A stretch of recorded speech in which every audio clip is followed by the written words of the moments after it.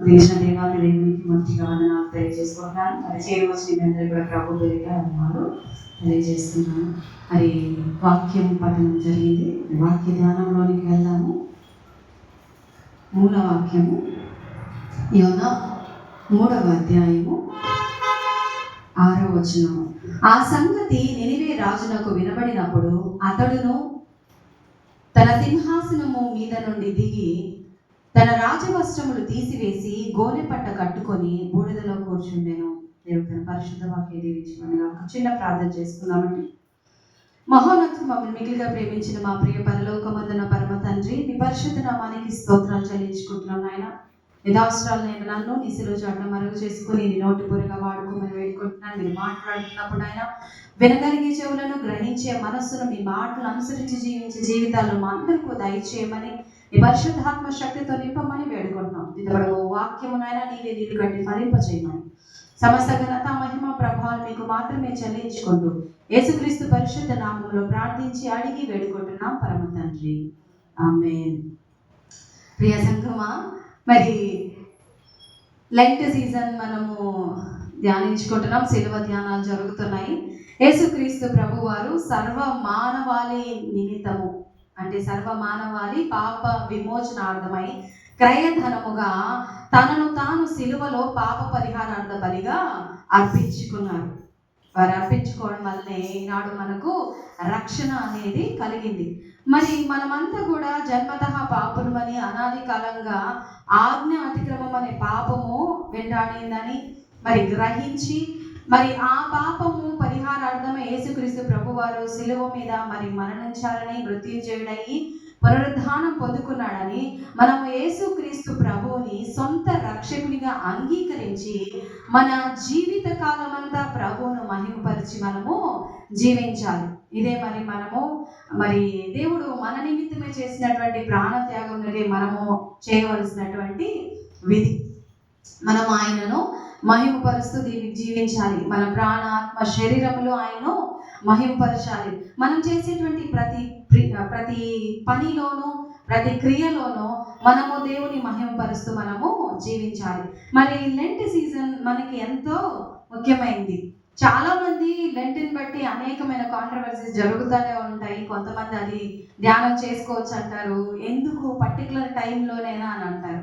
మరి ఏది ఏమైనప్పటికీ మరి ఈ 40 days మనము ప్రేయర్లో ఉంటున్నాము. చాలామంది చాలా నిష్టగా ఉపవాసం ఉంటున్నారు. చాలా మంచిది. ఒక మంచి సమయము దేవుడు మనకు అనుగ్రహించారని మనము దాన్ని తీసుకొని ముందుకు వెళ్ళాలి. మరి ఉపవాసము అంటే అంటే సమీపంగా, దగ్గరగా, వాసం అంటే మరి నివసించడము, ఉండడం. ఉపవాసం మనము ఉంటున్నాము అంటే దేవునికి సమీపంగా మనము ఉండాలి. కేవలం ఆహారం మానివేయటం కాదు, కానీ ఉపవాసము మనము ఆత్మతో, సత్యముతో, మన ప్రాణ, ఆత్మ, శరీరములతో మనము జరిగించాలి. దేవునికి సమీపంగా వెళ్ళాలి. దేవునితో నివాసము మనము చేయాలి. అంటే ఆచారంగా ఉపవాసం అంటే పలానా పర్టికులర్ టైం నుంచి పర్టికులర్ టైం వరకు ఉండాలి, అప్పటి వరకు నేను తినకుండా ఉండాలి అని మన ఇష్టమైన పనులన్నీ మనం చేసుకుంటూ ఉంటే that is not called fasting. అది ఉపవాసం ఎలా అవుతుందండి? మనం ఉపవాసం చేసినామంటే మనము సమయాన్ని కూడా చూసుకోవాలి. మనకి పనులు ఉన్నాయి, ఆబ్వియస్లీ మనకి పనులు ఉంటాయి. ఆ పనులతో ఈ పనిని మనము కలిపేసేసి, అంటే దేవునితో సహవాసంలో ఉండకుండా మన పని మనము చేసుకుంటా, మన ఇష్టం వచ్చినట్లు మనం ఉంటూ కేవలము ఆహారం మానుకోవడం మాత్రం ఉపవాసం అనేది కాదు. ఉపవాసం అంటే మరి యెషయా గ్రంథము 58 అధ్యాయంలో ఉపవాసముల గురించి చాలా క్లియర్గా స్పష్టంగా తెలియజేశాడు. దేవుడు కోరుకునేటువంటి ఉపవాసం ఎలాంటిది, ఆయనకి ఇష్టమైన ఉపవాసం ఎలాంటిది. మనము మన పనులు చేసుకుంటూ, మన ఇతరుల చేత పనులు చేపిస్తూ, గుద్దులాడుకుంటూ, మరి మన యొక్క కంఠ ధ్వని, మన యొక్క ఆర్తనాదం, మన యొక్క అంగలార్పు దేవునికి వినబడకుండా మనం ఏదో ఆచారంగా వ్యవహరించి చేసేది ఉపవాసం అనేది కాదు. మనము దేవునికి దగ్గరగా వెళ్ళాలి. ఆయనతో సంబంధాన్ని మనము నిర్మించుకుంటా ఉండాలి, పునర్నిర్మించుకుంటా ఉండాలి. మనము వాక్యాన్ని చదువుకుంటూ ప్రార్థనలో మనము దేవునితో సంభాషిస్తూ మనము ఏ రీతిగా అయితే దేవునికి ఆయాసకరంగా బ్రతికామో ఆ యొక్క ఆయాసకరమైన బ్రతుకును బట్టి మనము పశ్చాత్తాపడాలి, మారు మనసు పొందుకోవాలి. దేవునికి దగ్గరగా వెళ్ళి అయ్యా నేను చేసిన తప్పులను పాపాలను క్షమించయ్యా. చూడండి, మనము ఎవరినైనా సరే ఏదైనా మాట అన్నప్పుడు వారు నొచ్చుకున్నారని మనకి తెలిసి వచ్చినప్పుడు మనం ఏం చేస్తాము? సారీ చెప్తాం, వి సే సారీ.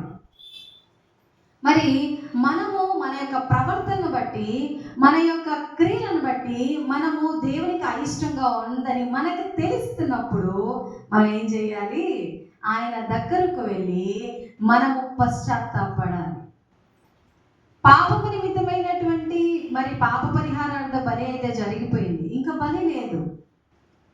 మరి ప్రభు వారు ఏం కోరుకుంటున్నారంటే మన నుండి విరిగి నలిగిన హృదయం అనేటువంటి బలిని కోరుకుంటున్నారు. మన హృదయాంత రంగంలో నుండి మనము ఆయనను ఆరాధించాలని, ఆయనను సేవించాలని, ప్రేమించాలని ఆయన ఆశపడుతున్నాడు. మరి ప్రభు వారు సెలవిస్తారు కదా, నా హస్తములు కుర్చీ కాలేదు, రక్షింపనేరకుండానట్లు నా హస్తము కుర్చీ కాలేదు, విననేరకున్నట్లు నా చెవులు మందము కాలేదు. ఎందువలన మీకు నాకు మధ్య దూరం ఏర్పడుతుందంటే, మన దైనందిన జీవితంలో మనము పాపపు ఆలోచనలు, పాపపు తలంపులు, అహము, గర్వం అనేటువంటి అసూయ, రాగద్వేషాలను కలిగి ఒకరినొకరు క్షమించుకోకుండా, ఒకరినొకరు ప్రేమించుకోకుండా, ఒకరినొకరు ఘనంగా ఎంచుకోకుండా ప్రవర్తించే ప్రవర్తనను బట్టి ఆయనకు మనము దూరం అవుతున్నాం. సో ఈ లెంట్ సీజన్ మనం ఆయనకు దగ్గర కావడానికి, అంటే ఆహారము తీసుకోకుండా మనము మన యొక్క శరీరపు ఆశలను నియంత్రించుకుంటూ కేవలము దేవునికి దగ్గర అవడానికి మనము చేసేటువంటి ఒక ప్రయత్నము. మరి ఇది ఏ విధంగా అంటే, మనము ఆహారం తినివేయడం మానివేయడం మాత్రమే కాదు, కానీ పాపం చేయడము మానివేయాలి. పాపపు ఆలోచనలు మానివేయాలి, పాపపు తలంపులు మానివేయాలి, దేవునికి అయిష్టమైనటువంటి వ్యసనాలను మనము మానివేయాలి. చూడండి, మరి అబద్ధాలు చెప్పేవాళ్ళు, వ్యసనాలకు బానిసలైనటువంటి వారు, తాగుడు కానివ్వండి, ఇంకేదైనా లస్ట్కి, తర్వాత జారత్వానికి ఇలా బానిసలైనటువంటి వారు పరలోక రాజ్యంలో ప్రవేశించరు అని నిశ్చయంగా ప్రభువారు వాక్యం ద్వారా సెలవిచ్చారు. మరి మనలో అట్టి క్రియల వల్ల మనము దేవునికి దూరం అవుతున్నామా? మనము మన యొక్క స్థితిని మార్చుకోకుండా, మారు మనసు పొందకుండా మరి పరలోక రాజ్యం పోవాలని ఆశపడుతున్నామా? దేవుడు మనలను పరిశుద్ధులవుటకే పిలిచాడు, పాపం చేయడానికి కాదు. ఏదైనా సరే అది మన హృదయం లోపల దేవునికి నచ్చని ఏదైనా అది పాపమే. దేవుని మాట వినలేదు. ఆనాడు ఆదాము అవ్వలు ఆజ్ఞ అతిక్రమించారు. ఆదాము ఆజ్ఞ అతిక్రమించడం వల్ల పాపం అనేది వచ్చింది. మరి ఆ పాపము పోగొట్టడానికి రెండవ ఆదాముగా ప్రభువైన యేసుక్రీస్తు వారు ఈ లోకంలో జన్మించారు. మరి సర్వ మానవాళి నిమిత్తము ఆయన రక్తము కార్చారు. ఆయన రక్తంలోనే మనకు మరి విమోచన అనేది, పాప పరిహారార్థమైన బలిగా ఆయన మరి మన కోసమే ఈ లోకానికి వచ్చాడనేది మనము గ్రహించుకోవాలి. మరి చదువుబడినటువంటి వాక్య భాగంలో మనం చదివినటువంటి ఒక వ్యక్తి ఉన్నాడు. అతడు దేవుని ఎరుగని అటువంటి ఒక అన్యుడైనటువంటి ఒక రాజు. ఆ రాజు ఎవరండి? నినివే రాజు. అతను మరి దేవుని యొక్క మాట యోనా ప్రవక్త ద్వారా అతనికి వినబడినప్పుడు ఉగ్రత నుండి తనతో పాటు తన రాజ్యాన్ని కూడా కాపాడుకున్నాడంట. ఒక రాజు తన యొక్క ఆ రాజసింహాసనం మీద నుండి దిగి బూడిదలో కూర్చున్నాడు. మన యొక్క అంశము బూడిదలో కూర్చున్నటువంటి రాజు ఎంతగా తగ్గించుకున్నాడంటే, ఆ life of humility and repentance. తనను తాను తగ్గించుకొని పశ్చాత్తాపం పొందుకొని మరి దేవుని యొక్క ఉగ్రత నుండి అతను బయటపడ్డాడండి.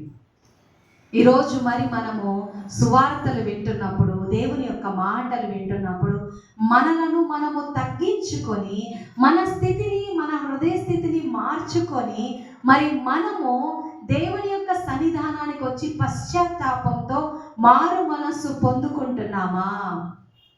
ప్రశ్న వేసుకోవాలి. మారు మనస్సు మనము పొందుకుంటున్నామా? మారు మనస్సు పొంది మనము నూతన పరచబడి దేవునిలోనికి రూపాంతరము చెందాలి. అట్లు చెందినప్పుడు ప్రభువైన యేసుక్రీస్తు వారు మనలను నిత్య జీవంలోనికి మనలను నడిపిస్తారు. క్రైస్తవుల యొక్క జీవితము మరి మరణము తర్వాత ఆరంభమవుతుందంట. ఈ లోకంలో ఉన్నప్పుడు మనకు అనేకమైన శ్రమలు వస్తాయి. ప్రభువైన యేసుక్రీస్తు వారికి ఎన్ని శ్రమలండి? ఆయన పొందిన శ్రమలు ఎవరైనా పొందారా? మనల్ని చిన్న మాట అంటేనే మనము ఓర్చుకోలేదు. నా మట్టుకు నేను ఏదైనా మాట అన్నప్పుడు చాలా నొచ్చుకుంటాను. సహజమైనటువంటి స్వభావం మానవుడు. మరి ఆయనని మాట్లాడమే కాదు, మొహంలో ఉమ్మి వేశారు, కొరడాలతో కొట్టారు, ముళ్ళ కిరీటం పెట్టారు, మేకులు గుచ్చారు, వాట్ నాట్, ఎంత శ్రమ పెట్టారు. ఇంత శ్రమ ఆయన అనుభవించడానికి కారణం ఏంటంటే మనమే. మరి ఆయన అంత శ్రమ పొంది మనకు రక్షణ అనుగ్రహిస్తే మరి మనం ఏం చేస్తున్నాము? ఆయన స్వభావాన్ని మనము ధరించుకోలేకపోతున్నాం. ఆయన ఈ లోకం పట్ల చూపిన ఆ ప్రేమను మనము మన కుటుంబీకుల మీద కూడా చూపించలేకపోతున్నాం. మన కుటుంబీకులను కూడా క్షమించుకోలేకపోతున్నాం. చాలా మంది అనుకుంటారు, నేను వాక్యం వింటున్నాను, ప్రార్థన చేస్తున్నాను, అన్నీ జరుగుతున్నాయి, మరి నా జీవితంలో ఏం కొదువుగా ఉంది? చూడండి, ఒక యవనస్తుడు మరి దేవుని దగ్గర, యేసుక్రీస్తు వారి దగ్గరికి వెళ్ళి, నేను అన్నీ చేస్తున్నాను, మరి నిత్య జీవంలోకి మరి నాకు ఇంకా నేను అక్కడికి వెళ్ళడానికి నన్ను నేను ఎలా మరి సిద్ధపరచుకోవాలంటే, నువ్వు అన్నీ చేస్తున్నావా? తల్లిదండ్రులను సన్మానిస్తున్నావా? మరి ధర్మశాస్త్రంలో ప్రకటింపబడినటువంటి మాటలన్నింటినీ నువ్వు నెరవేరుస్తున్నావంటే, నేను నెరవేరుస్తున్నానయ్యా అన్నప్పుడు ప్రభు ఒక మాట సెలవిస్తాడు, నీ ఆస్తి బీదలకు అమ్మి నువ్వు నన్ను వెంబడించు అంటారు. ఎందుకు ఆ మాట అన్నారంటే, ఆస్తి అనేటువంటి ఆ యొక్క విగ్రహాన్ని ఆ యవనస్తుడు తన హృదయంలో ఉంచుకున్నాడు కాబట్టి. ఈనాడు మన హృదయంలో వేటిని విగ్రహాలుగా ఉంచుకొని ఉన్నాము? ధనాన్న, అందాన్న, బలగాన్న, ఆరోగ్యాన్న, అహాన్ని, గర్వాన్ని మనము మన యొక్క హృదయాల్లో ఉంచుకొని ఉన్నాము. ఒకవేళ అలా ఉంచుకొని ఉంటే దేవుని దగ్గరికి మనం వచ్చి పశ్చాత్తాపడదాం. వీటన్నింటి వల్ల మనకు నిత్య జీవం రాదండి. ప్రభువైన యేసుక్రీస్తు వారిని మనము సొంత రక్షకునిగా అంగీకరించి మన మనస్సు మార్చుకొని, గత కాలంలో మనము ప్రభువుకి అయిష్టంగా బ్రతుకున్నాం కాబట్టి మనము మన మరణాంతము, జీవితాంతము మనము ఎత్తబడేంత వరకు ప్రభువుకు మనము ఇష్టమైన విశ్వాసులుగా ఉండాలి అనేటువంటి ఒక తీర్మానాన్ని మనం తీసుకుంటే మనము ఖచ్చితంగా నిత్య జీవానికి మనం వెళ్తాం. చూడండి, మరి యోనా గ్రంథము 3వ అధ్యాయము 6వ వచనంలో, ఆ సంగతి నినివే రాజునకు వినబడినప్పుడు అతడును తన సింహాసనము మీద నుండి దిగి కమింగ్ డౌన్ ఫ్రమ్ ద థ్రాన్, సింహాసనం మీద నుండి లేచినటువంటి రాజు. అవసరం ఏందండి? రాజుకి లేవాల్సినటువంటి అవసరం ఏముంది? తను రాజు, రాజ్యమే తన చేతిలో ఉంది. మరి ఎవరో ప్రవక్త వచ్చి చెప్తే తను మార్చుకోవాల్సిన అవసరం ఏముంది? కానీ రాజు తన యొక్క రాజసత్వాన్ని వదిలిపెట్టి తను మారు మనసు పొందడానికి, ఎందుకంటే యోనా ప్రవక్త మరి నినివేకి వెళ్ళమన్నప్పుడు అతను తర్షీషుకు వెళ్ళిపోతాడు. ఎందుకు అంటే నినివే ప్రజలు మంచివారు కాదు, వారి దగ్గరికి ఎందుకు వెళ్ళి టైం వేస్ట్ చేసుకోవాలి, మరి దేవుడు ఎందుకు నన్ను వెళ్ళమంటున్నాడు అని చెప్పి తర్షీషుకు వెళ్తాడు. అదంతా కూడా మనకి తెలిసినటువంటి వాక్య భాగమే. మరి అటువంటి నినివే రాజుకి ఆ యోనా వచ్చి ప్రకటిస్తూ ఉన్నప్పుడు జస్ట్ ఒకవేళ యోనా మాత్రమే ప్రకటించి ఉన్నట్లయితే చాలా సమయం పట్టేది. కానీ యోనా యొక్క మాటలు రాజుకు వినబడినప్పుడు రాజు ఏం చేశాడో చూడండి, తనతో పాటు తన రాజ్యముతో పాటు ఆ రాజ్యంలో ఉన్న పశువులతో సహా ఉపవాసం ఉండమన్నాడు. యోనా అయితే వెళ్ళి రాజ్యంతో పాటు రాజుతో పాటు పశువులతో అన్నీ కలిసి ఉపవాసం ఉండమని ప్రకటించేవాడా? ప్రభువుకు తెలుసండి నినివే రాజు యొక్క హృదయము, దేవుడు మన యొక్క అంతరంగాలు ఎరిగినటువంటి వాడు. కాబట్టి యోనా ఏం చేశాడంటే పై రూపాన్ని చూశాడు. నినివే రాజుని గురించి విన్నప్పుడు అతని అవుట్వర్డ్ అపీరెన్స్ని గమనించి నేను వెళ్ళడం వల్ల ఉపయోగం లేదనుకున్నాడు. కానీ దేవునికి నినివే రాజు యొక్క హృదయం తెలుసు కాబట్టి వెళ్ళి చెప్తే అతను మారు మనసు పొందుకున్నాడు. చాలా మందికి చెప్పేవాళ్ళు లేక, మరి నిజ క్రీస్తుని ప్రకటించేవారు లేక ఎంతోమంది మరి దేవుని యొక్క రాజ్యంలో ప్రవేశించలేకపోతున్నారు. అందుకే ప్రభు అనేక మందిని మరి తన సేవకే పిలుచుకుంటున్నారు. మరి మారుమూల గ్రామాల్లో, ఏజెన్సీ ప్రాంతాల్లో ఎంతోమంది దైవజనులు మరి వారి యొక్క ఆ లగ్జరీ, ఆ కంఫర్ట్ జోన్ వదులుకొని మరి వెళ్ళి ప్రకటిస్తున్నారండి. మరి సంఘానికి వచ్చే సంఘస్థులమైన మనము అనేకమైనటువంటి దైవజనుల గురించి మనము ప్రార్థించాలి. వారి సేవ నిమిత్తమే మనము ప్రార్థించాలి.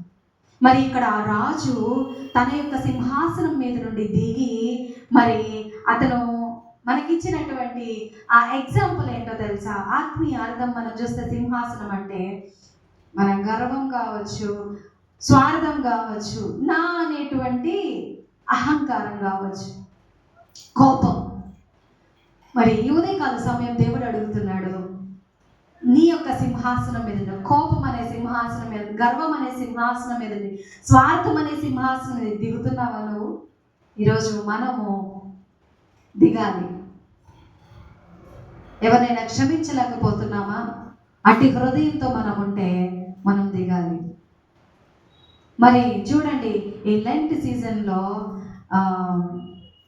అందరూ కూడా మరి ప్రార్థనకు వస్తున్నారు, ప్రార్థన చేస్తున్నారు. ఏ రీతిగా ప్రార్థించాలి? పశ్చాత్తాపంతో, దేవా నేను ఎవరినైనా నేను పలానా వ్యక్తిని క్షమించలేకపోతున్నాను, పలానా వ్యక్తిని ప్రేమించలేకపోతున్నాను, ఇంకా నేను పనికి మాలినటువంటి గర్వాన్ని పెట్టుకొని మరి నేను నీకు దగ్గరగా రాలేకపోతున్నానయ్యా. ఈ శోధనను జయించేటువంటి శక్తి దయచేయి తండ్రి. ఎంతో కాలంగా ఎంతో భయంకరమైనటువంటి వేదనతో ఉన్నాను, కానీ నన్ను నేను నీకు ఇష్టమైనటువంటి వ్యక్తిగా మార్చుకోలేకపోతున్నానయ్యా. ఇదిగో నా యొక్క సింహాసనాన్ని వదిలి నీ దగ్గరకు వస్తున్నానని మనల్ని మనము సమర్పించుకునేటువంటి జీవితాన్ని మనము కలిగి ఉండాలి. మరి నిజమైనటువంటి పశ్చాత్తాపము చేయగలిగినటువంటి వ్యక్తి, మరి ఆ వ్యక్తినే దేవుడు ఏం చేస్తాడండి? చూస్తున్నాడు. నిజమైనటువంటి పశ్చాత్తాపం మన యొక్క హృదయాన్ని దేవుని ముందు కృమ్మరించడం. ఏదైతే మన హృదయంలో మనల్ని బాధపరుస్తుందో, మనం ఎవరి వలన అయితే బాధపడుతున్నామో మన హృదయాన్ని దేవుని ముందు కృమ్మరించడం. ఇందులో గొప్పవాడు, పేదవాడు, ధనికుడు ఇవేం లేదండి. దేవుని యొక్క సన్నిధిలో అందరూ సమానమే. మంచి బట్టలు వేసుకున్న ఒకలాగా, మంచి లైఫ్ స్టైల్ అనుభవించే వాళ్ళని ఒకలాగా, డబ్బున్న వాళ్ళని ఒకలాగా దేవుడు చూడండి. కుష్టి రోగిని సైతము ఆయన చేయి పట్టి ముట్టి స్వస్థపరిచాడు. బహుశా మనం అనుకుంటాము, మనల్ని మనమే డిగ్రేడ్ చేసుకుంటే చాలాసార్లు నన్ను దేవుడు ఏం చేస్తాడు, నన్ను చూడండి నేనే పాటి దాన్ని, పెద్ద పెద్ద వాళ్ళని, గొప్ప గొప్ప వాళ్ళని దేవుడు మరి ఆదరిస్తాడు, ప్రేమిస్తాడు అని మనం అనుకుంటాం. దేవుడు అందరినీ చూస్తున్నాడండి. ప్రతి ఒక్కొక్కరి మీద ఆయన యొక్క ప్రణాళిక ఉంది, ఆయన యొక్క చిత్తం ఉంది. ఎవ్వరూ కూడా నశించిపోవాలనేది దేవుని యొక్క ఉద్దేశము కాదు. అందరూ కూడా రక్షింపబడి మరి దేవుని యొక్క సన్నిధానంలో ఉండి ఆయనను మహింపరుస్తూ జీవించాలనేదే ప్రభు వారి యొక్క ఆశ. చూడండి, యాకోబు గ్రంథము 4వ అధ్యాయము 10వ వచనం మనం చూసినట్లయితే, ప్రభువు దృష్టికి మిమ్మును మీరు తగ్గించుకొనిడి, అప్పుడు ఆయన మిమ్మును హెచ్చించును. Humble yourself before the Lord and he will lift up you. He will lift you up. మనల్ని మనము తగ్గించుకుంటే దేవుడు మనలను హెచ్చిస్తాడు. తగిన సమయమందు దేవుడు మనలను హెచ్చిస్తాడు. కాబట్టి మనము హెచ్చింపబడేంత వరకు దేవుని యొక్క బలిష్టమైన చేతి క్రింద మనం ఏం చేయాలంట? దీన మనస్సు కలిగి మనము బ్రతకాలి. చాలాసార్లు మనము ప్రార్థిస్తున్నాం, కానీ అహంకారం అనే సింహాసనాన్ని, గర్వం అనే సింహాసనాన్ని వదిలిపెట్టడం లేదు. ప్రియ సంగమా, మరి ఉదయకాల సమయం మనం గర్వం అనే సింహాసనాన్ని వదిలిపెడదామా? ఆనాడు నినివే రాజు తన యొక్క సింహాసనము మీద నుండి లేచాడు. ఏంటంటే దిగిపోవడం, తగ్గించుకోవడం, వినయాన్ని మనము కలిగి ఉండడం. రెండవది చూస్తే, నినివే రాజు తన యొక్క సింహాసనము మీద నుండి దిగి తన రాజవస్త్రములు తీసివేసి, రిమూవింగ్ ద రాబ్, రాజవస్త్రాలు తీసివేశాడు. రాయల్ రాబ్స్ని అతను తీసివేశాడు. ఆత్మీయ అర్థంలో మనం చూస్తే, బయటకు కనబడేటువంటి ఆ ఋతుబ, ఆ యొక్క వస్త్రధారణ, రాజరిక వస్త్రధారణ, దాన్ని తీసివేశాడు. అది దేవుని ముందు ఏమైంది? ఎనదగింది కాదు. మనం ఏమనుకుంటామంటే, మనుషుల ముందు మనము సత్ప్రవర్తన కలిగి ఉంటే చాలు, భక్తి జీవితం కలిగి ఉంటే చాలు, సోషల్ మీడియాలో మనం ఫాస్టింగ్ చేస్తున్నామని, నలుగురికి మనము ఉపవాసం ఉంటున్నామని తెలిస్తే చాలు, ఇదే దైవభక్తి అని మనము అనుకుంటున్నాం. సంఘంలో మనం ఒక గౌరవమైన పొజిషన్లో ఉంటే చాలు, దేవుడు నన్ను నిత్య రాజ్యంలో తీసుకెళ్తాడు అని నేను అనుకుంటున్నాం. మనుషుల ముందు కనబడేదే దేవుడు చూస్తాడు అనుకోండి. కాదండి, దేవుడు మన అంతరంగాన్ని చూస్తాడు. మనం వాష్రూమ్లో ఉన్నా, మనము బయట నడుస్తున్నా, మనం ఎలా ఉన్నా సరే, ఈ లోకంలో ఉన్న సీసీ క్యామ్స్ అయినా అప్పుడప్పుడు పనిచేయవు, కానీ దేవుని యొక్క కళ్ళు, ఆయన యొక్క దృష్టి మనలను చూస్తూనే ఉంది. మనం ఏ తప్పు చేస్తున్నామో, మనం ఎంత మంచిగా ఉంటున్నాము, నలుగురిలో ఉన్నప్పుడు ఎలా ఉంటున్నాము, వ్యక్తిగతంగా మరి రహస్యంగా ఉన్నప్పుడు మనం ఎలాంటి ఆలోచనలు ఆలోచిస్తున్నాము, సమస్తము కూడా దేవుడు ఎరిగి ఉన్నాడు. మన రెప్యుటేషన్ గురించి మనం చూస్తున్నామా? దేవుని మహిమార్థమే మనం జీవిస్తున్నామా? రాజవస్త్రాలు తీసేసాడండి. చూడండి, మామూలుగా మనము ఏదైనా ఒక మంచి కాస్ట్లీది ఏదైనా ధరించుకుంటే మనం ఎంత ఎక్కడికో వెళ్ళిపోతాం. అసలు ఒక 10K 20K ఒక 30K ఈ రేంజ్లో మనం కానీ డ్రెస్సెస్ కానీ ఆర్నమెంట్స్ కానీ ఏదైనా తీసుకుంటే ఇక మనలో ఎలా వస్తుందంటే ఒకలాంటి ఒక గర్వం వచ్చేసింది. పక్కన ఉన్నటువంటి వ్యక్తులను కూడా మనం పట్టించుకోం. వాళ్ళు వేసుకున్నది కూడా చాలా చీప్గా చూస్తాం. మరి రాజవస్త్రాలు అంటే చూడండి, రాజుకి ఏమో అవసరం? తన యొక్క రాజవస్త్రాలు అతను తీసివేసి మరి అతను దేవుని ముందుకు వచ్చాడు. సమూయేలు గ్రంథము, మొదటి సమూయేలు గ్రంథం 16వ అధ్యాయం 7వ వచనంలో ఈ మాట ఉంది. అయితే యెహోవా సమూయేలుతో ఇలాగు సెలవిచ్చెను, అతని రూపమును అతని ఎత్తును లక్ష్య పెట్టకుము, మనుషులు లక్ష్య పెట్టు వాటిని యెహోవా లక్ష్య పెట్టడు. మనుషులంగా మనము లక్ష్య పెట్టే వాటిని దేవుడు లక్ష్య పెట్టడు. నేను అతని త్రోసివేసి ఉన్నాను, మనుషులు పై రూపమును లక్ష్య పెట్టుదురు కానీ యెహోవా హృదయమును లక్ష్య పెట్టును. యెహోవా హృదయాన్ని లక్ష్య పెడతాడండి. ఒకవేళ మనం అనుకుంటున్నామేమో, నేను సరిగ్గా లేను, మరి నా జీవితం ఇలా ఉంది, దేవుడు నన్ను తీసుకోడేమోనండి. నువ్వు పశ్చాత్తాపడు, మారు మనసు పొందుకో, దేవుడు తప్పకుండా ఆదరిస్తాడు. అది మనం ఎక్కడ ఉన్నా సరే. మనం చేయవలసింది ఏంటంటే మనము ఆయనకు సమీపంగా వెళ్ళాలి. నీవు దేవునికి సమీపంగా వెళ్తే ఆయన నీకు సమీపంగా వస్తాడు. Man looks at the outward appearance. మానవుడు చేసేది ఏంటంటే పై రూపాన్నే చూస్తాడు. But the Lord sees our hearts. దేవుడు మన హృదయాన్ని చూస్తాడు. నినివే రాజు తన యొక్క వస్త్రాన్ని తీసివేశాడు. ఆనాడు అహాబు కూడా ఉన్నాడు, అతడు కూడా రాజే. అహాబు దేవునికి ఇష్టమైన వ్యక్తి, ఇష్టమైన రాజు కాదు. అయితే అహాబు ఒకానొక సమయం వచ్చినప్పుడు దేవుని మాటకు తగ్గించుకున్నాడు తను. చూడండి, రాజులు 21వ అధ్యాయం 27వ వచనంలో ఆ మాట ఉంటుంది. అహాబు ఈ మాటలు వింటున్నప్పుడు తన బట్టలు చింపి గోనెపట్ట ధరించి ఉపవాసము చేసి వినయంతో నడిచాడు. అహాబు చెడ్డరాజు అయినప్పటికీ దేవుని మాట విన్నప్పుడు తను తాను తగ్గించుకున్నాడు. అంటే దేవుని దగ్గర ఎవరికైనా సరే కృప అనేది ఉంది.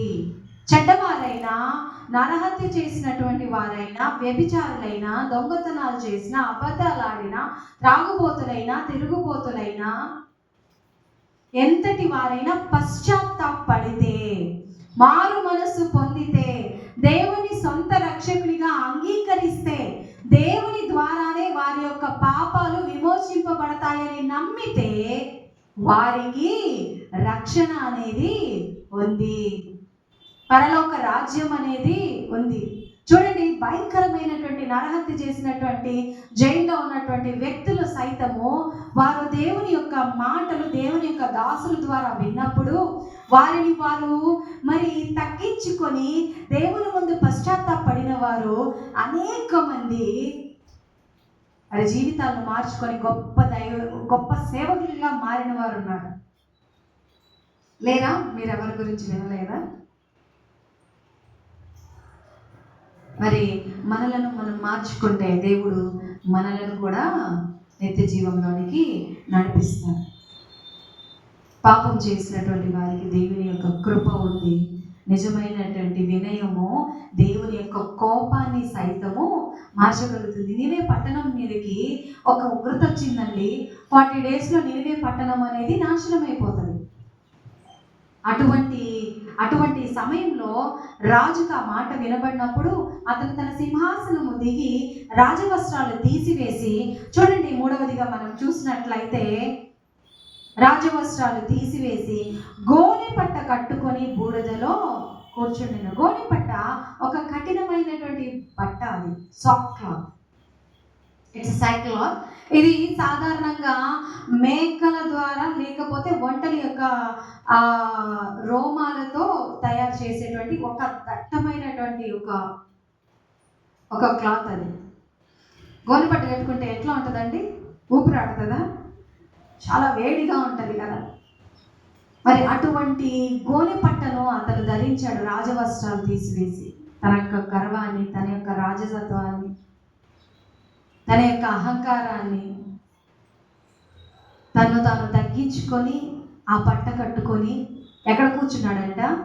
బూడిదలో కూర్చున్నాడు. He sat in Ashes.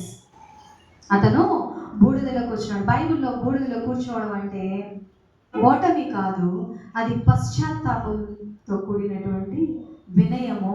అది దేవుని వైపుకు తిరిగి రావడం. అంటే మునుపు తిరుగుబాటు చేసినటువంటి ప్రవర్తన ఇప్పుడు తిరిగి దేవుని దగ్గరకు రావడం. మనం కూడా దేవునికి తిరుగుబాటు చేస్తున్నాం.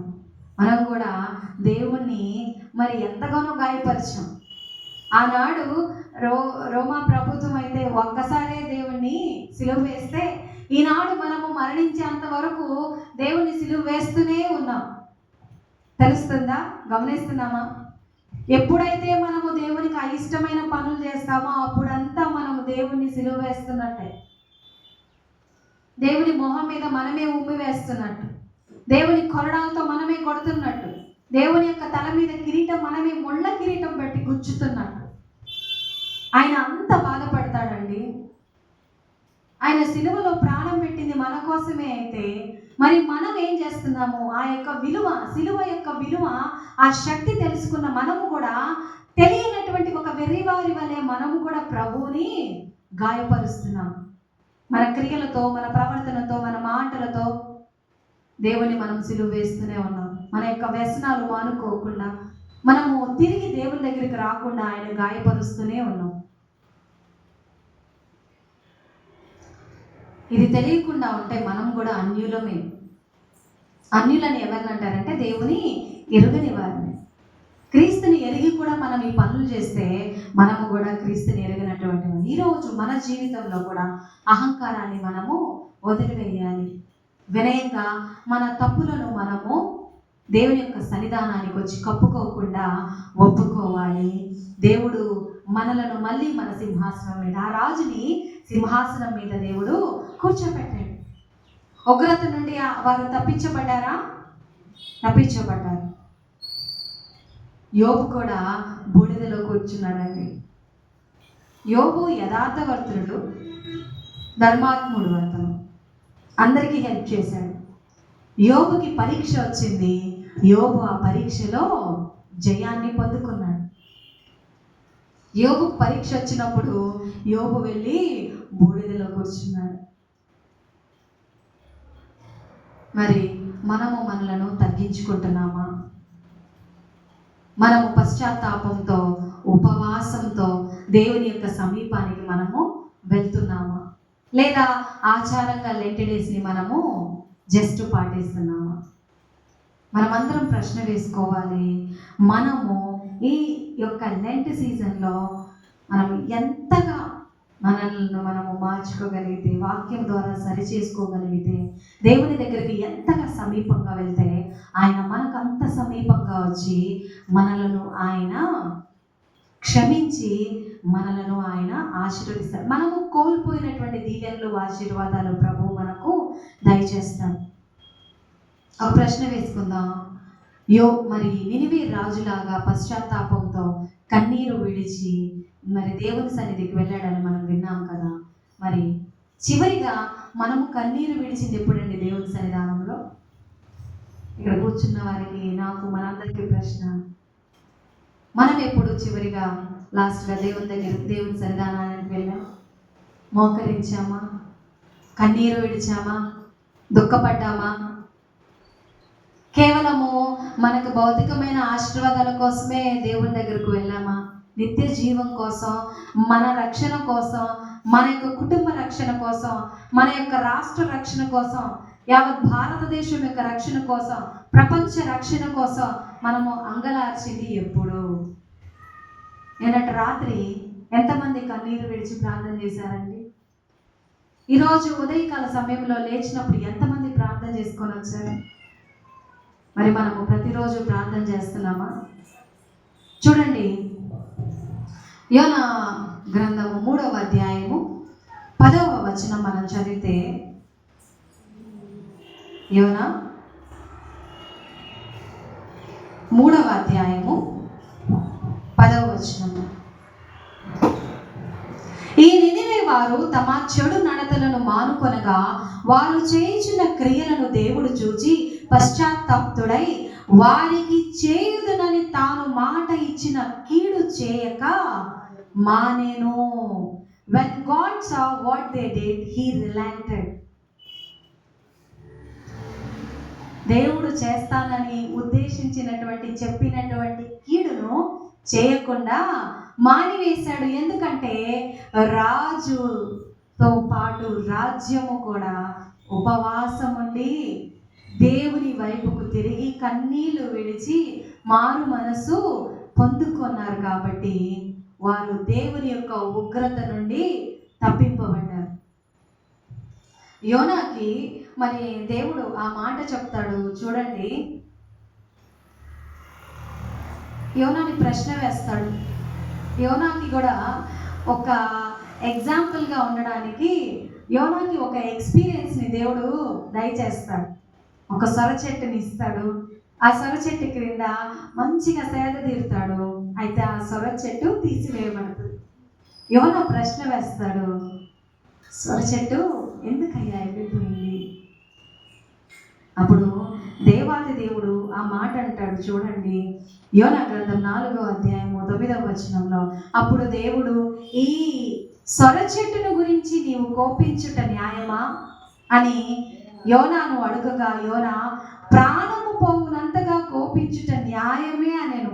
అందుకు యెహోవా, నీవు కష్టపడకుండాను పెంచకుండాను ఒక రాత్రిలోనే పుట్టి పెరిగి ఒక రాత్రిలోగానే వాడిపోయిన ఈ సొర చెట్టు విషయంలో నీవు విచారణ పడుచున్నావే, అయితే 120,000 కంటే ఎక్కువై కుడి ఎడమలు ఎరుగని జనమును బహు పశువులను గల నినివే మహాపురము విషయంలో నేను విచారణ పడవద్దా? చూడండి, మనము కూడా చిన్న చిన్న వాటి విషయంలో దేవుని ప్రశ్నిస్తూ ఉంటాం. ఉదయకాల సమయంలో శ్రేష్టమైనటువంటి ఆ తీర్మానము మనం తీసుకోవాలి. మనం ఎవరి కోసం ప్రార్థిస్తున్నాం? మనం ప్రార్థిస్తున్నామా? దేవునికి ఇష్టమైనటువంటి నిజమైనటువంటి ఉపవాసం మనం చేస్తున్నామా? నేను ఒక మాట చెప్తానండి, దేవుని దగ్గరకు రాకుండా ఉపవాసం ఉండే పని అయితే ఉపవాసం ఉండద్దు. అది దేవునికి ఏమాత్రం కూడా ఇష్టమైంది కాదు. మిమ్మల్ని మీరు ఆయాసపరుచుకోవడము వ్యర్థము. నిజమే, వ్యర్థం అది. మనం ఉపవాసం ఉంటున్నామంటే దేవుని దగ్గరకు రావాలి. ఆ రోజు రాజు ఉపవాసముతో బూడిదలో కూర్చున్నాడు, తను తాను తగ్గించుకొని కూర్చున్నాడు. దేవుని దగ్గరకు వచ్చాడు, దేవుని ప్రాధేయపడ్డాడు. వారు ఎంతో దుష్టులై దౌర్భాగ్యులై పాపము చేస్తుంటే ఆ పాపపు క్రియలను దేవుని ముందు ఒప్పుకున్నారు. దేవునికి కనబడ్డాడు. మారు మనసు పొంది దేవుని యొక్క ఉగ్రత నుండి తప్పించుకున్నాడు. ఉదయకాల సమయంలో ప్రియ సంగమం, మనం కూడా ప్రశ్న వేసుకుందాం. మనలను మనం తగ్గించుకొని మన హృదయంలో ఉన్నటువంటి ఆ గర్వము, అహంకారము, స్వార్థం అనే సింహాసనం నుండి మనము దిగి మనుషులకు కనబడవలని చేసేటువంటి భక్తి జీవితం అనే రాజవస్త్రాన్ని వదిలిపెట్టి గోనె పట్ట కట్టుకొని ఉపవాసం అనే బూడిదలో మనము కూర్చున్నాం. అప్పుడు దేవుడు మన యొక్క నిజమైనటువంటి భక్తి జీవితాన్ని చూస్తాడు. అట్టి జీవితం దేవుని దృష్టికి చాలా విలువైనది, శ్రేష్టమైనది. సో ఈ నెట్ సీజన్లో మనం మన సింహాసనాన్ని వదిలేయాలి, రాజవస్త్రాన్ని తీసివేయాలి, బూడిదలో కూర్చోవాలి. లెంట్ సీజన్ అంటే దేవుని యొక్క ప్రేమను గుర్తు చేసుకోవడం, మన హృదయాలను వాక్యం ద్వారా పరిశీలించుకొని సరిచేసుకోవడం, పాపము నుండి క్రొత్త జీవితాన్ని మనము ప్రారంభించడం, దేవుని యొక్క చిత్తానికి అనుగుణంగా మారడం. లెంట్ అంటే ఒక చిన్న ఎగ్జాంపుల్, ఆత్మీయ అర్థం చెప్పి నేను ముగింపులోకి వెళ్తాను. చూడండి, ఎల్ ఫర్ లవ్, దేవుని యొక్క ప్రేమను నినివే రాజు గుర్తించాడు. ఈ ఫర్ ఎగ్జామిన్, ఆత్మ పరిశీలన చేసుకున్నాడు. అండ్ ఫర్ న్యూ లైఫ్, నూతన జీవితాన్ని మరి కోరుకున్నాడు, పాత జీవితాన్ని వదిలిపెట్టాడు. టీ ఫర్ ట్రాన్స్ఫర్మేషన్, క్రొత్త వ్యక్తిగా దేవునిలోకి రూపాంతరము చెంది ఉగ్రత నుండి తప్పింపబడ్డాడు. మరి మనము కూడా అట్టి జీవితాన్ని మనము పొందుకోవాలి. ఇలాంటి సీజన్లో మనము కూడా దేవునికి దగ్గరగా వచ్చి దేవుని యొక్క ఉగ్రత నుండి మనము తప్పింపబడి నిత్య జీవంలోనికి వెళ్ళాలి. తలలు వంచుదాము. అందరూ కూడా నాతో కలిసి ఇలాగ ప్రార్థించండి. నేను నా సింహాసనం మీద కూర్చున్నానయ్యా. గర్వం అనేటువంటి, స్వార్థం అనేటువంటి సింహాసనం మీద, కోపం అనే సింహాసనం మీద కూర్చున్నాను. ఈరోజు వాటిని నేను వదిలిపెడుతున్నాను. నా రాజవస్త్రము తీసివేస్తున్నాను. నా రెప్యుటేషన్ని కాదయ్యా, నిన్ను మహిమపరచాలని నేను తీర్మానము తీసుకున్నాను. నిజమైన హృదయముతో నేను నీ ముందుకు వస్తున్నాను. నేను ఏదైతే వదిలిపెట్టలేకపోతున్నాను వదలలేకపోతున్నానో, ఏ యొక్క ఆ వ్యసనాన్ని వదులుకోలేకపోతున్నానో దాన్ని వదిలిపేయడానికి నాకు సహాయం దయచేయండి. ఎవరినైతే నేను క్షమించలేకపోతున్నానో వారిని క్షమించేటువంటి నీ మనస్సును నాకు దయచేయండి. ఎవరినైతే ప్రేమించలేకపోతున్నానో, ఆనాడు ఆ కలువరిలో నా కోసం నువ్వు సిలువలో నన్ను ప్రేమించి నీ ప్రాణం ఇచ్చిన రీతిగా నేను కూడా ప్రేమించడానికి నాకు సహాయం దయచేయండి. నన్ను నేను తగ్గించుకొని ఉపవాసం అనే బూడిదలో కూర్చుంటున్నానయ్యా,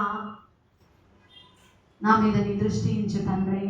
నీ నామాన్ని హెచ్చించి, నీ నామాన్ని ఘనపరిచి, నీకు మహిమకరంగా జీవించాలని తీర్మానం తీసుకుంటున్నాను తండ్రి. నాకు సహాయం దయచేయని మనము దేవుని అడుగుదామండి. దేవునితో మన యొక్క సంబంధాన్ని పునర్నిర్మించుకుందాం, ప్రార్థన చేసుకుందాము. మహోన్నతుడా, మమ్మల్ని మిక్కిలిగా ప్రేమించిన మా ప్రియ పరలోకమందున పరమ తండ్రి, మీ పరిశుద్ధ నామానికి స్తుతి స్తోత్రాలు చెల్లించుకుంటున్నాం నాయన ప్రభా. మా గర్వం అనేటువంటి, కోపం అనేటువంటి, రాగద్వేషాలు అనేటువంటి సింహాసనం మీద నుండి దిగి అయా మా రెప్యుటేషన్ అనేటువంటి ఆ రాజవస్త్రాన్ని తీసివేసుకొని నాయన మమ్మల్ని మేము తగ్గించుకొని బూడిదనే ఉపవాసములో నాయన తండ్రి కూర్చొని నీకు సమీపంగా నీతో నివాసము చేసి పశ్చాత్తాపడి మారు మనసు పొందుకొని నాయన తండ్రి నీ ఉగ్రత నుండి తప్పింపబడి అయా నా తండ్రి నిత్య జీవంలోనికి ప్రవేశించే కృప దయచేయి నాయన. ఉదయకాల సమయంలో చేరి వచ్చిన ప్రతి బిడ్డను నీవు దర్శించిన ప్రభు, వారి హృదయాలను నీవు తెరిచిన ప్రభు, అందరి వారికి మారు మనసు, పాప పశ్చాత్తాపము, రక్షణ, మరి మీ రాకడ నిమిత్తమైన సిద్ధపాటును దయచేయనాయన. ప్రతి ఒక్కొక్కరిని దీవించండి, ఆశీర్వదించండి. ఎవరు ఏ బలహీనతలో ఉన్నారో, ఏ అనారోగ్యంలో ఉన్నారో, ఏ సూసైడల్ టెండెన్సీలో ఉన్నారో, నాయన తండ్రి రక్షణలో జారిపోయి ఉన్నారో నాయన ప్రభు, నా తండ్రి ఏ ప్రేమకు నోచుకోకుండా, ఏ క్షమాపణకు నోచుకోకుండా అయ్యా మా ప్రభు నా తండ్రి దీన స్థితిలో, దయనీయమైన స్థితిలో ఉన్నారు, వారిని దర్శించండి అయ్యా. వారిని వారు తగ్గించుకొని ఎందరైతే మరి నీ నామానికి నాయన తండ్రి మహిమ చెల్లిస్తూ నీ దగ్గరకు వచ్చినారో అట్టి వారందరినీ క్షమించండి నా ప్రభు. నాయన ప్రభు కన్నీరు విడుచుచు నా ప్రభు నా తండ్రి దుఃఖించుచు నాయన తిరిగి నీ దగ్గరకు వచ్చి మేమందరం కూడా పశ్చాత్తాపడి మారు మనసు పొందుకొని నీ కృపకు నాయన తండ్రి నాయన యోగ్యమైన నాయన తండ్రి ఉండుటకు సహాయము దయచేయమని వేడుకుంటున్నాను నా ప్రభు. నా తండ్రి ఉదయకాల సమయంలో నాయన తండ్రి సజీవంగా మీరు మమ్మల్ని అందరిని ఉంచినందుకు మీకు కృతజ్ఞతాస్తుతులు చెల్లించుకున్నాం నాయన. మా పాలెంలో ఉన్న ప్రతి ఒక్కొక్కరిని జ్ఞాపకం చేసి, చంటి బిడ్డలను, యవనస్తులను, వృద్ధాప్యంలో వారిని, నడిప్రాంతంలో వారిని జ్ఞాపకం చేసిన, అధికారులను నాయన తండ్రి జ్ఞాపకం చేయించినాను, మా రాష్ట్రాన్ని జ్ఞాపకం చేయించినాను, మా భారతదేశాన్ని జ్ఞాపకం చేయించినాను, ప్రపంచ దేశాలను జ్ఞాపకం చేయించినాను నాయన తండ్రి. శాంతిని, సమాధానాన్ని దయచేయండి నా ప్రభా. జరుగుతున్నటువంటి వారిని జ్ఞాపకం చేయించిన నా ప్రభా నా తండ్రి నాయన. ఇదిగో నా ప్రభా రానైన కరువులను జ్ఞాపకం చేయించినాను అయ్యా నా తండ్రి. ఇదిగో నా తండ్రి ప్రతి విషయంలో మీరు మాకు సహాయం దయచేసి నాన్న మీరు మాకు తోడుగా ఉండి నా ప్రభా నా తండ్రి. ఇదిగో నా ప్రభా నా తండ్రి మా జీవిత కాలం అంతా మిమ్మల్ని మహింపరుస్తూ అయ్యా నా తండ్రి ఇదిగో శోధనలు జయిస్తూ నాన్న తండ్రి మేము ముందుకు వెళ్ళే కృప దయచేయమని, చేరి వచ్చిన బిడ్డలందరూ దీవించి ఆశీర్వదించమని నాన్న ప్రభా నా తండ్రి. మేమందరము కూడా నీకు ఇష్టమైనటువంటి విశ్వాసులుగా జీవించే కృప దయచేయమని, సమస్త ఘనత, మహిమ, ప్రభావం మీకు మాత్రమే చెల్లించుకుంటున్నాం నా ప్రభా. మరి ఎగ్జామ్స్ రాయించిన బిడ్డలందరూ దర్శించండి నాన్న తండ్రి. ప్రతి ఒక్కొక్కరికి జ్ఞాపక శక్తిని దయచేయండి, జ్ఞానాన్ని దయచేయండి. ప్రతి కాంపిటేటివ్ ఎగ్జామ్లో ప్రతి బిడ్డ నాన్న తండ్రి ఏ టెన్షన్స్ లేకుండా నా ప్రభా నాన్న తండ్రి మంచిగా చదువుకొని నాన్న తండ్రి ఇదిగో నాన్న తండ్రి నీకు మహిమకరంగా జీవించే కృప దయచేయమని, మరణ పడకలో ఉన్న వారిని ప్రతి ఒక్కొక్కరిని నీ చేతులకు అప్పగించుకుంటూ యేసుక్రీస్తు పరిశుద్ధ నామములో ప్రార్థించి అడిగి వేడుకుంటున్నాం పరమ తండ్రి, ఆమేన్. పరలోకమందున మా తండ్రి, మీ నామము పరిశుద్ధపరచబడును గాక, మీ రాజ్యం మాకు వచ్చును గాక, మీ చిత్తము పరలోకమందు ఎలాగో అలాగే భూమి యందు నెరవేరబడును గాక.